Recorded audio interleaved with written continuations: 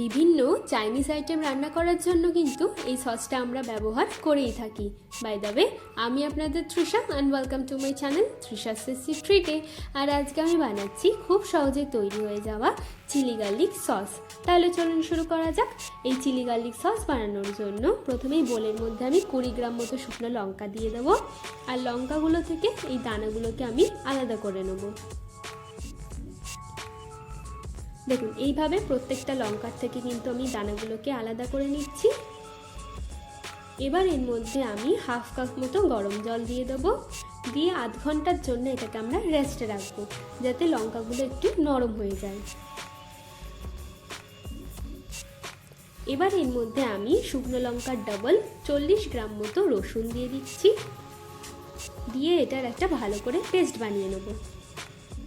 দেখুন, আমাদের কিন্তু পেস্ট রেডি হয়ে গেছে। চলুন এবার সসটা বানানো যাক।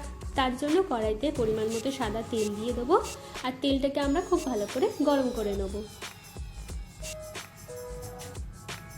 তেলটা গরম হয়ে গেলে এর মধ্যে আমি লঙ্কা রসুনের পেস্টটাকে দিয়ে দিচ্ছি, দিয়ে ভালো করে মিশিয়ে নেব।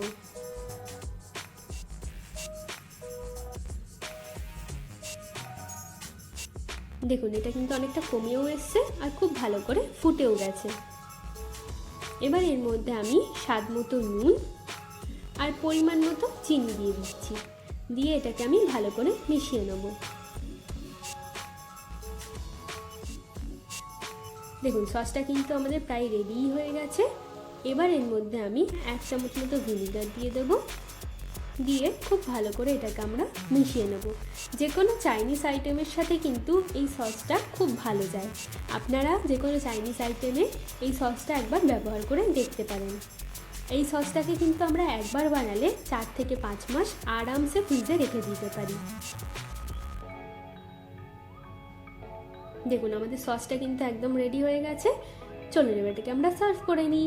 আমার ভিডিওটি যদি আপনাদের ভালো লেগে থাকে তাহলে প্লিজ একটি লাইক করবেন, প্রচুর শেয়ার করবেন, আর এরকম আরও রেসিপি দেখতে আমার চ্যানেলটিকে সাবস্ক্রাইব করবেন। টাটা।